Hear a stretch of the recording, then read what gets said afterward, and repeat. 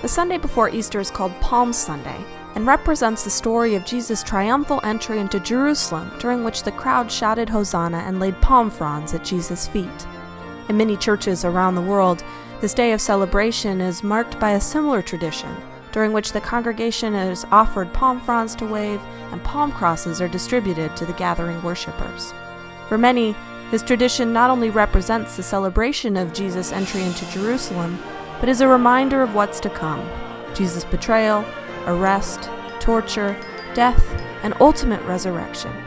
Many keep the palm crosses they receive on Palm Sunday, displaying them in their homes, their cars, their offices, until Ash Wednesday of the following year, when they are burned as a reminder of our part in Jesus' life, death, and resurrection. At Cathedral of Hope, we carry on this tradition, not only as a sign of our faith, but as part of our commitment to social justice. The palm crosses we distribute to our congregation on Palm Sunday are made by the residents at Las Memorias HIV/AIDS Hospice in Tijuana, Mexico, and are a sign of our commitment to support the vital services needed for those living with HIV.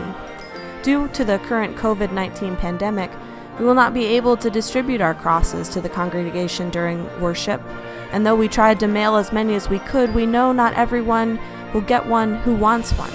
And so we wanted to make a quick video on how to make your own palm cross at home.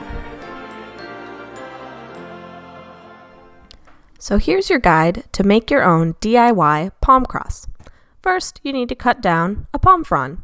Find a friend who will do this for you, or you can do it yourself. Be safe so it doesn't drop on your head. Once you've got your palm frond down, make sure you're wearing gloves because they can be stabby or sharp or very dangerous. If you don't have a palm tree, feel free to find a bush where you can get a similar thing. Make sure you wave your palm fronds in adoration of Jesus and celebrate the task to come, and then you can cut off your individual fronds from your branches. Now that you have a good, nice pile of palm fronds for you to start making your crosses, you might want to clean them up a little bit, pull off any of those stray strings or sharp bits, and you're ready to start making your cross. So we're going to be making palm crosses, and there are a lot of ways to do this, but this is what the final product looks like when we use this method. First, we're going to take one of the fronds that we pulled off our tree or off our bush, and we're going to inspect it and see if there's anything that we really need to pull off. So if there's any sharp parts or any spare pieces of the palm that are going to get in your way, just pull them off. Make sure it's fairly smooth. What you're going to do is you're going to start by taking your palm frond and folding it in half at a 45-degree angle so that it's flipped over on top. And then you're going to flip it around so that it comes out the bottom, that side staying on the left, and you're going to flip it up one more time. This will allow you to make a pocket in just a second by folding the left flap over and then turning it over. You're going to see that pocket that we just made. So what you'll do is you'll slide the end of your frond through the pocket. And you may want to just fold it in half so it's a little bit easier. I choose to fold it in half towards the end so it's a little bit skinnier. Once you get it through, you can just go ahead and tuck it in and slide it through, and it should slide fairly easily. There may be little pieces of the palm that get in the way. Just pull them off, slide it through, and that will create a knot.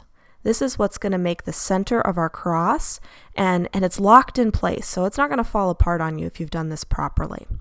So now we look at it and we see that we have a pocket, we have the top of our cross, and what we're going to do is we're going to fold that in half again and slide it back through the pocket that we've made, and this is going to make the arms of the cross.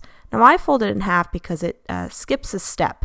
Basically, it makes both sides of the palm cross, both arms of the cross in one step. So you can fold it in half and slide it through that pocket we've made, and you get the arms of your cross. All right? So now what you'll do is even them out a little bit. You can shorten them up or make them longer if you want to, but I wait till the end to do that. So you flip it back over, and now you're going to take the top part of your cross and fold it through, slide it through the pocket you've made, and there you go. So this is a time where I just check to make sure everything looks proportional. I'll pull the sides out a little bit so I can make the arms look like they make more sense in a cross.